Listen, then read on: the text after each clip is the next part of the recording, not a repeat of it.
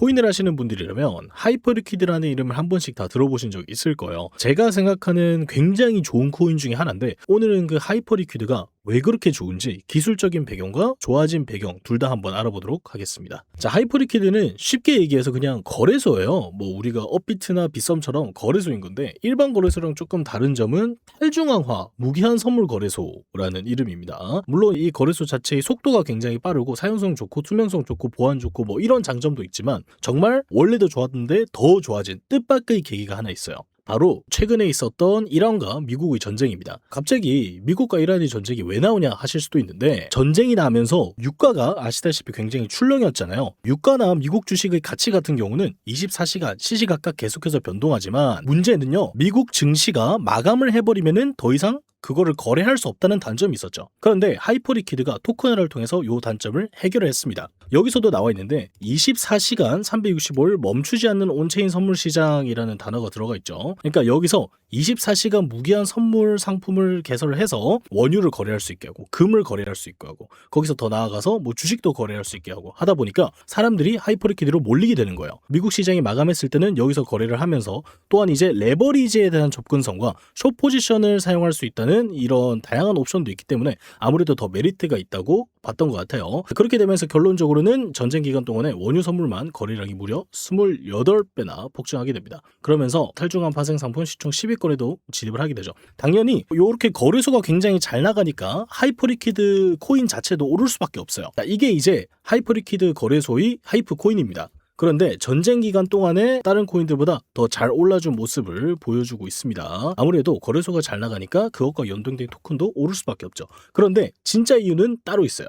바로 하이퍼리퀴드가 소각 구조를 굉장히 촘촘하게 잘 짜놨단 말이죠. 그래서 거래소가 성장하면 성장할수록 이 코인, 토큰의 가격도 오를 수밖에 없도록 설계를 해둔 거예요. 예를 들어서 신규 토큰을 상장하는 데 드는 수수료라던가, 옥션을 이제 입찰하는 데 드는 수수료라던가, 이런 과정에서 사용되는 하이퍼리퀴드 코인이 전부 다 소각이 됩니다. 하이프 코인이 소각이 되면 뭐예요? 코인이 소각이 되면은 희소성이 올라가죠. 그러면서 가격이 상승을 하게 됩니다. 그러니까 거래소가 잘 나가면 잘 나갈수록 코인의 가치도 올라갈 수밖에 없게 설계가 된 거죠. 자, 그렇게 되면서 하이퍼리퀴드 코인이 굉장히 강세를 보이고 있습니다. 자, 지금 보고 계신 차트는요, 2018년부터 2026년까지 시총 상위 종목들의 변화를 보여주는 그런 차트인데, 보시면은 2026년에 갑자기 하이퍼리퀴드가 톡 튀어나와가지고 상위권을 먹어준 모습이죠. 그만큼 굉장히 빠른 기간 내에 성장을 해준 모습이고, 뭐 이제 옛날에 핫했던 밈코인들, 이런 친구들은 다 지고 있는 반면에 슬슬 코인 시장 자체의 지평이 좀 변화하고 있다라고 보시면 되겠습니다. 자, 요거는 이제 밈코인 차트인데요. 솔라나 기반 밈코인을 보시면 이렇게 잘 나갔다가 2024년을 기점으로 완전히 무너진 모습이죠. 그러니까 시장이 점점 성숙하고 있는 거예요.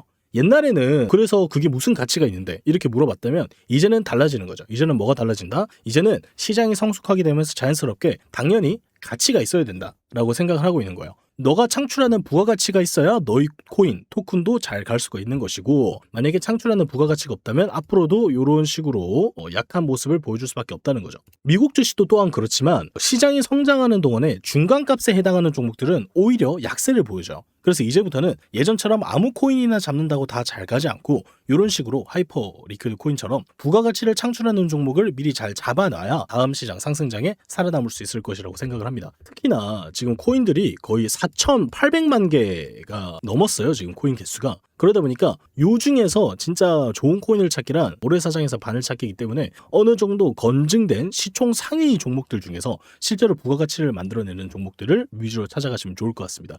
오늘은 이제 하이퍼리퀴드를 다뤘지만, 다음에는 부가가치를 창출하는 또 다른 종목들도 여러 다뤄볼 예정입니다. 자, 마지막으로 차트를 좀 보자면 하이퍼리퀴드만의 특이사항이 조금 있어요. 우리가 차트에서 볼 수 있는 가장 이제 파괴적인 무비 하나 있죠. 바로 요때예요. 10월 10일 날 플래시 크래시인데, 요때는 이제 거의 모든 종목들이 마이너스 60, 70, 80% 정도 나와줬었는데, 문제는 여기서 하이퍼리퀴드는 다른 종목들이랑 다른 모습을 보여주고 있죠. 바로 여러분들이 지금 뭐 업비트를 켜가지고 아무 종목을 보셔도 대부분 다 이런 무빙이 나오고 있을 텐데, 자, 대부분의 종목들은요, 요때 이렇게 저점을 만들어주고 오히려 시간이 지나면서 거기를 이렇게 이탈해준 모습이에요. 지금 당장 업비트에서 아무 종목이나 훑어봐도 요 플래시 크래시를 전부 다 쭉 이탈해주고 아래에서 놀아주고 있는 그런 모습이죠. 그런데 하이퍼리퀴드는요, 여기서 만들어준 저점을 계속해서 지켜주려 노력을 해준 모습이죠. 그러니까 기술적으로도 꾸준한 매수세가 존재했다라고 보시면 좋을 것 같고, 그리고 특히나 그런 움직임이 최근에 더 부각이 되는데 비트코인이 이런 식으로 상승폭을 대부분 다 되돌림을 해줬어요. 아시다시피 이때 이제 전쟁이 발발을 했고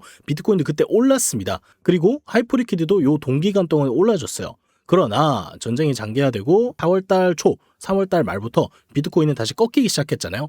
그러면서 상승폭을 어느 정도 거의 다 되돌림을 해줬는데 하이퍼리퀴드만은 상승폭을 되돌림해주지 않고 상단에서 유지를 해주고 있다. 그러니까 이거는 꾸준한 매수세가 굉장히 강하다, 수요가 있다라는 거의 기술적 반증이라고 보시면 좋을 것 같습니다. 개인적으로 생각하는 하이퍼리퀴드의 저항자리, 목표가도 한번 보도록 하겠습니다. 마지막으로 개인적으로 생각하는 하이퍼리퀴드의 단기 목표가는요, 저는 48달러 정도라고 보고 있어요. 여기까지 올라가주면서 이렇게 패턴을 만들어주지 않을까 생각을 하고 있고, 기후에 변동성이 있을 것 같긴 하지만 그래도 추가적으로 상승이 나올 가능성이 굉장히 높은 종목입니다.